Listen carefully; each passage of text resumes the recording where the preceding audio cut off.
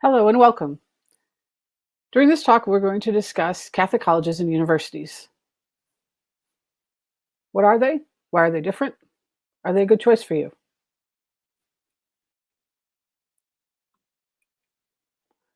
My name is Katherine O'Brien, and I'm a college admissions, financial aid, and scholarship expert, and I've been serving families across the country since 2004. I am the founder of Celtic College Consultants, and I have written several books, The Ultimate Guide to Top Quality College Planning, and so far 2 editions to Every Catholic's Guide to Colleges. All of them are available on Amazon. I'm a certified college planning specialist. I have an industrial engineering degree from Northwestern University and a master's in theology from Franciscan University of Steubenville. As I mentioned, I founded Celtic College Consultants in 2004 to serve families on their journeys to college, providing students and parents the guidance that they need for the entire process: student preparation, college selection, admissions, the financial end of it, funding planning, all the paperwork and applications. At this time, I'm based in the Midwest, and I still serve families nationwide. Recent graduating classes, have been offered lots of scholarships. I just started tracking it in 2015, and it's a considerable amount. Each student, on average, has been offered in scholarships. And I do offer my college prep services from a Catholic perspective. I'm a Catholic. I was born and raised Catholic in the Chicago area, left the church after college, and returned during graduate school. I've been a lay minister in various capacities since 1990, been on Catholic radio, spoken at the National Catholic Youth Conference and other places. And what I mean when I say I do my college practice from a Catholic perspective, I believe that every single person was created on purpose, with gifts and talents and a purpose that God gave for that person's life. And so I approach people that way.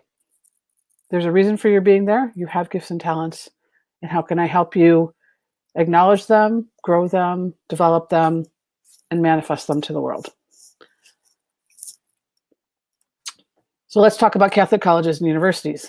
In the beginning, it was a Catholic thing. So schools started with the monasteries in about the 400s, and the monastic movement really only started in the 300s. So very shortly after, groups of men and groups of women started gathering to pray together, to work together, to seek the Lord together, they started welcoming young people into their midst and educating them. They educated the novices who came in, and then people would send their young children to them and they would educate them. Some of them would continue on and become monks and nuns. Others would go back out into the secular world. Shortly after that, 550 or so until 700s, we see the rise of cathedral schools. And so the cathedral is the main church of a region, and it's the church of the bishop of that area. And attached to them in many places were canons or priests or religious that were associated or affiliated with the cathedral, and they started schools as well. Because remember, back in these early centuries, we didn't have cities, we didn't have towns. So people gathered around the monasteries. The monastery square would be the marketplace and the gathering point. Cathedrals started to happen as we developed towns and things, and those were also centers. And so in those centers, Christian communities began to be developed and schools developed. In 1079, there was a papal decree that regulated the transformation of the cathedral schools into what we know as the European universities. So universities and colleges are Catholic things. The oldest one we have is the University of Bologna in 1088. Then we see the University of Paris, later known as the Sorbonne, in 1150. Oxford, 1167. And then many years later, Georgetown University, which is the first in the United States, in 1789. Currently in the United States, there are 244 Catholic colleges and universities serving 720,000 plus students. Notably, 35% of those students are not Catholic in any way, shape, or form. So these schools have a number of types. We have seminaries, which are to train future priests. Some of them also have programs for lay people, so they may have married men and women also attending. We have graduate schools, specialty schools, nursing, law, medicine, education, other areas, and then undergraduate colleges and universities. In this talk, we're going to focus on the undergraduate colleges and universities, since the people that I work with tend to be high school students preparing for college. So that's going to be our focus. But as you can see, Catholic colleges and universities have had a significant impact in education forever, but in the United States, even today. There's a few notable ones. A lot of people have heard of Franciscan University. They have conferences for youth all over in the summers, all over the country. Georgetown, as I mentioned first, Boston College, very well known, Notre Dame. And then Ave Maria Law School, newer school. And the University of the Incarnate Word down in Texas, they have a medical school. There's lots more, but I wanted to just mention a few that a lot of people have heard of. So what makes Catholic schools special or different? There's a number of ways to look at that, and we're going to look at a lot of them. Obviously, the Catholic faith is going to be practiced by some or many of the students. This is also true on other campuses. It's more emphasized on many of the Catholic-run schools. They are frequently listed in U.S. News and World Report as Best Buy schools, so they tend to be a little bit more economical. The Templeton Foundation consistently cites Catholic colleges and universities as character-building schools because there is an emphasis not just on the academic, but on the whole person. Values are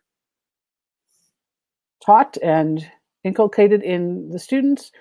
We'll talk more about that in a minute, what that means. Also, statistically, students have a better than average shot at graduating within 6 years. At this time, in the United States, it's an average of 6 years to earn a 4-year degree. But at the Catholic colleges and universities, students do better than that. Sorry for that interruption.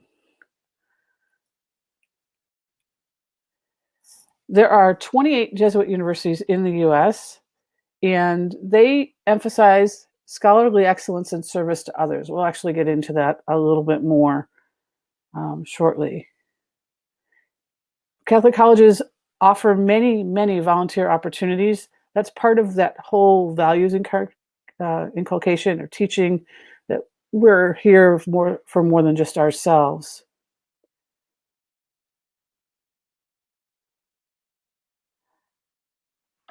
They have the same academic caliber as other colleges, which should be self-evident. They're accredited just like other schools.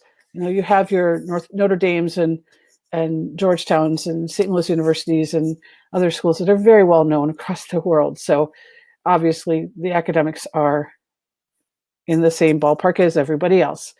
And we have an education in or exploration of the moral aspects of the various academic disciplines in a Catholic setting.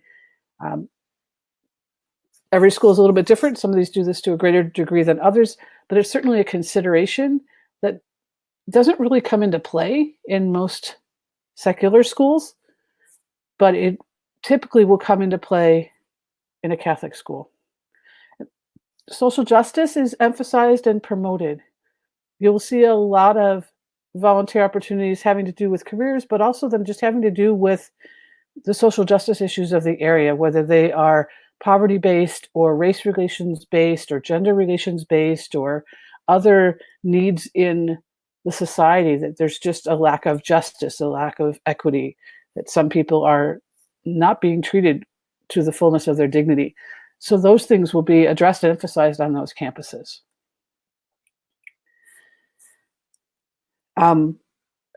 You may not realize, but of the faith-based institutions of any faith, Catholic colleges teach about half the college students that are in them.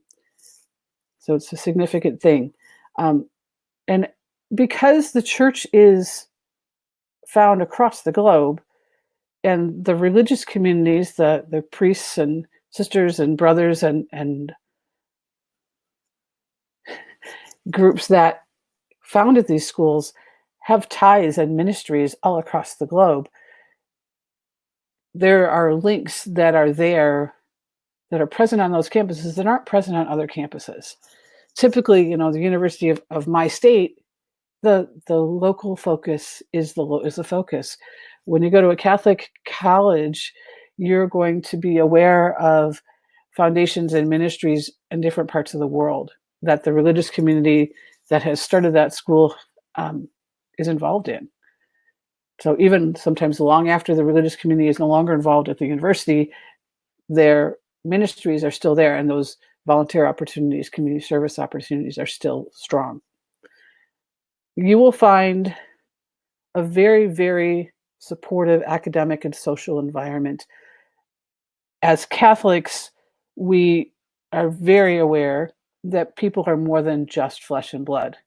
So the spiritual and emotional, societal, communal dimensions of the human person are all addressed and supported in a very intentional cross-campus way. Some other schools do that as well, but emphasis on Catholic campuses.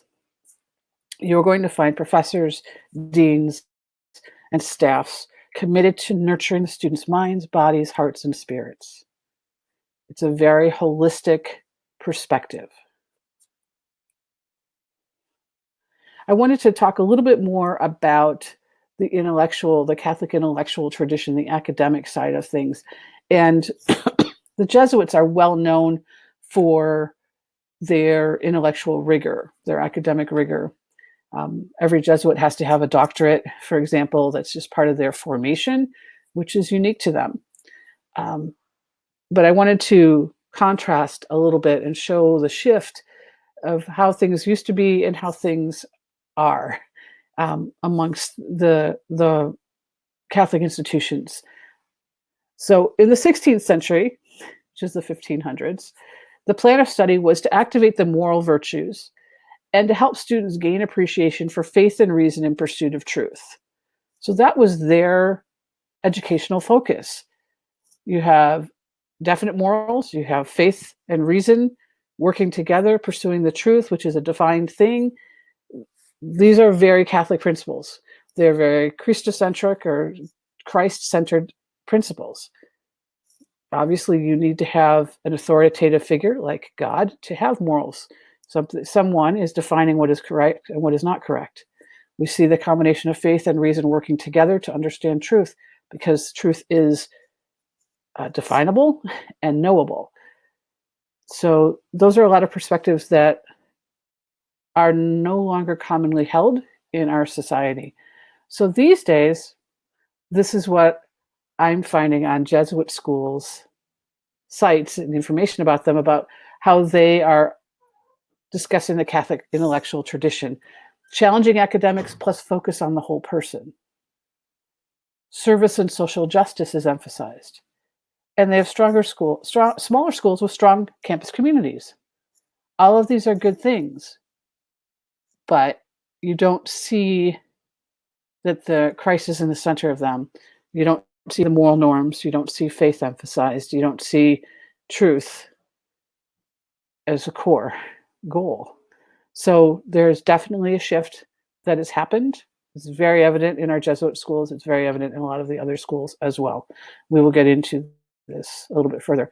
And then I thought that Monica Hellwig's piece stated it pretty clearly, so I excerpted it a little bit extensively here. Perhaps the most fruitful way of thinking about the Catholic intellectual tradition is in terms of two aspects: the classic treasures to be cherished, studied, and handed on, and the way of doing things that is the outcome of centuries of experience, prayer, action, and critical reflection. The treasures, she explained, include certain classic texts, art and architecture, music, as well as developments in science and technology. And I will pause that many of the scientific disciplines were started by priests and monks. So the role of the church in the development of science is rather significant and extensive. When these things are appreciated as part of the Christian intellectual heritage, they are studied in a way that tends to integrate the disciplines by relating everything to the meaning of human life in its relationship to the transcendent. I'm hoping you can kind of see a shift in language. The 16th century Jesuit would never consider calling God the transcendent, for example. Um, the other aspect of this tradition, continuing on, Helwig wrote, is the way we have learned to deal with experience and knowledge in order to acquire true wisdom, live well, and build good societies, laws, and customs. Fundamental to this process is the understanding that faith and reason do not conflict. Rather, the continued pursuit of understanding leads ultimately to wisdom. The Catholic intellectual tradition invites us out of isolation and into a community whose cumulative efforts contribute to the construction of a wholeness that is a Catholic hallmark. So there's some shifts here that have happened. There's some pieces that you can see that are clearly continuing on, and then there are other things which are de-emphasized or just missing. Let me take a minute. I'm aware that not everyone here is Catholic, and so let me share a little bit about the styles, so to speak. It's kind of a modern way to call it, but who runs the schools and kind of a little bit about the major different types of schools. So first we have Benedictine schools. Now the Benedictines are monastics, and so in their life there is an emphasis on community and prayer and silence. But a number of Benedictine communities run colleges. So you'll see in them an emphasis on the environment, because that's always been something. When you are self-supporting, you're taking care of the land. That's always been an emphasis. And then on community life. And there's a long history of intellectual rigor, but it's one that comes out of prayer. It's more meditative. So it's just the way it's expressed. So that's a nutshell about Benedictines. Then we also have Dominicans. So the Benedictines were started in the 4th century, 5th century, beginning of that. Dominicans were started in the 13th century, and they were started by St. Dominic, like the Benedictines were started by St. Benedict. We see we're real original with our names here. And the Dominicans were friars, preachers. They were beggars. They traveled about and they preached. And the sisters prayed and supported them, both right. And so this is a community that focuses on the intellect, and the intellect as a way to articulate the faith. So it's always been a very intellectually oriented order. And you will continue to see that on Dominican campuses, that they are very rigorous and academically leaning, and they are very pro-education and encourage effective communication as well. Very true to the charism, the reason that they were started. Next, we will talk about the Franciscans. Now, St. Francis of Assisi, very well known. There are many Franciscan orders, and they're also friars. They're also from the 13th century. The Dominicans and Franciscans started around the same time, and they were a big contrast to the Benedictines that stayed at their monasteries. Both of these communities traveled.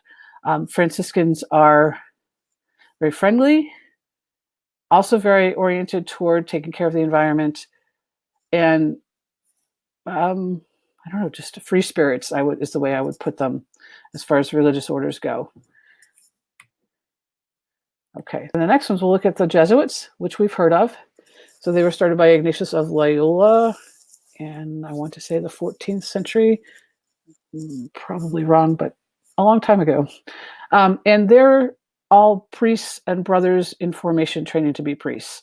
They do not emphasize community. They tend to live in ones and twos and go off. They're very intellectually rigorous, as we mentioned earlier when we were talking about the Catholic intellectual tradition. And there are a number of Jesuit schools, as you know. Because they tend to live independently, there's a lot of the dynamic is different, because Franciscans and Dominicans and Benedictines are all living in groups. these may go off and be on their own for decades and wander around, and they see each other, but it's just a very different dynamic and a very different way of life. And you'll see that with the how can I articulate it? They're very independent, almost feisty, in the and they want their people, their students, to be able to stand up for themselves on their own, because they're not coming out of a community a situation, and so their rigor is a little bit more emphasized. And then diocesan, there is one diocesan college, which means this one's set up under the bishop. So, and one interesting thing that I will mention, as many people are aware, bishops tend to have a lot of authority. They are the chief shepherd of their diocese, and which is just a territory. So they're in charge, but there's an interesting relationship between them and the Catholic colleges, because they're, except for the one instance where we have one that's directly under a bishop, there's a very loose relationship, and it is not at all like one of obedience, that the bishop can tell the college what to do. The colleges are independent, which is part of why we've got such a spectrum of observance of Catholicism in them. So, and I mentioned historically Catholic founded.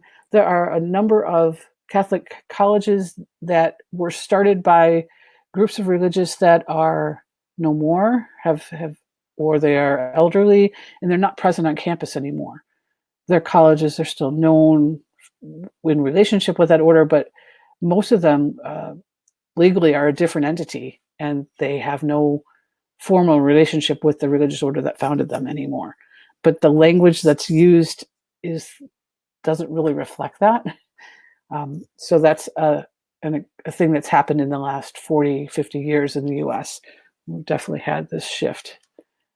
So we have a number of kind of orphan schools that are no longer directed by the religious order and their ideals that started them.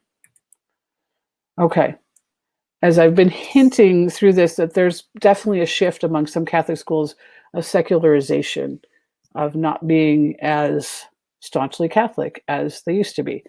And so I did a little research on some signs, because for some people this is very important, and other people, well, they have the other side. They want to make sure they feel welcome, and they aren't Catholic. And so I'm just sharing what I found of signs that a Catholic school is fairly secular.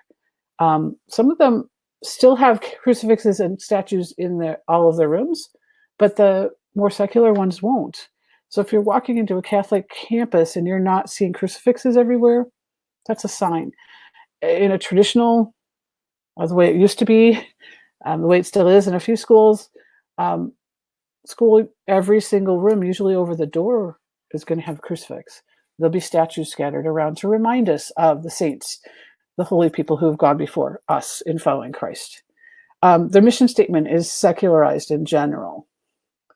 The board, colleges are all run by a board of directors of some kind, and there aren't priests and sisters on it anymore. They're lay people, and often they are politicians who may or may not be Catholic. The lay people may or may not be Catholic, and they may or may not be observant of what the church teaches. So that those ties are looser and looser to the hierarchical church, to the teaching church, to the teachings of the church.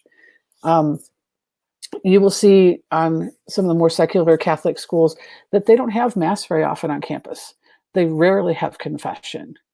You'll also see things like groups like Law Students for Reproductive Justice, or Outlaws, which is a pro-homosexual group for law students. You will see majors and minors like gender studies, Black studies, ethnic studies, LGBTQ studies on these more secular campuses. That's not a Catholic approach to anything to divide up all these groups. You may have an anthropology class about what it is to be human, and you may have some justice classes about how to ensure that people are being treated according to dignity and various problems going on, but you're not going to have majors like this. That's in a more observant Catholic school. You'll see drag queen shows on some of these Catholic-run schools. Um, there's a program called the Vagina Monologues, which is very your traditional Catholic school would never have such a thing. And you'll also see that they downplay their Catholic identity and heritage.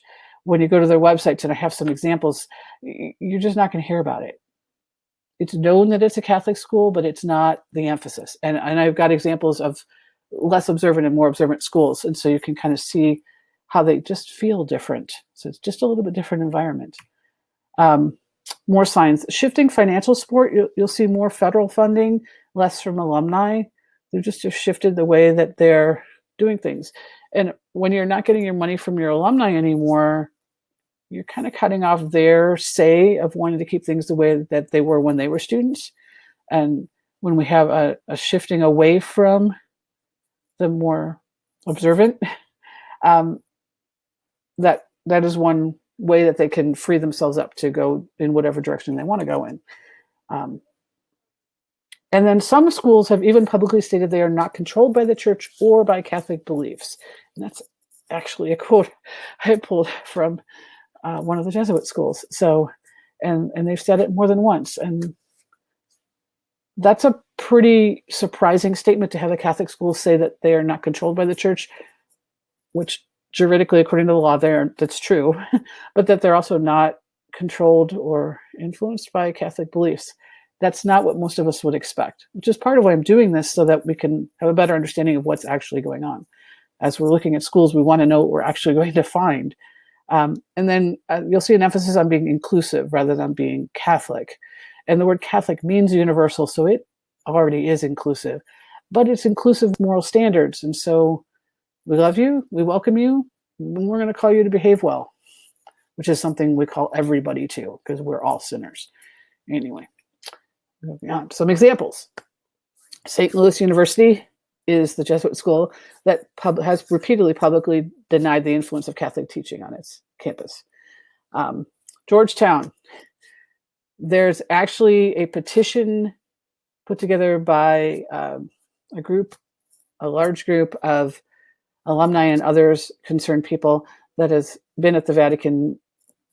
It's hundreds of pages long, documenting 23 years plus of serious abuses of Catholic identity. And they're asking the Vatican to strip them of the ability to call themselves Catholic, which is a really big deal when it's the first Catholic university on a continent or in a country.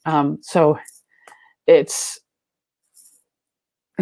definitely got its problems as far as being observant. Does it have other strengths? Absolutely. So this is not to say that any of these schools are good or bad. I'm just trying to say what is, so that as you are searching for your schools, you can find what fits you well so that you can develop in the best way possible. DePaul University, another Jesuit school outside of Chicago, they have an LGBTQ minor. They have pro-homosexual conferences. They downplay Catholicism on their campus and on their website. University of Notre Dame has actually been at the forefront, leading a lot of secularization since the 70s. With Father Hesburgh, their then president.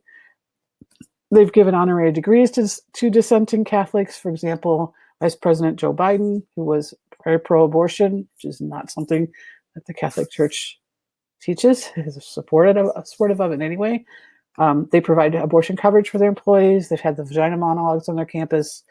They have religion requirements that allow non-Christian courses, which I think is, if you're a Catholic and you want to go there, that's a good thing, because you can take a class on some other faith and not get confused about what Catholicism teaches.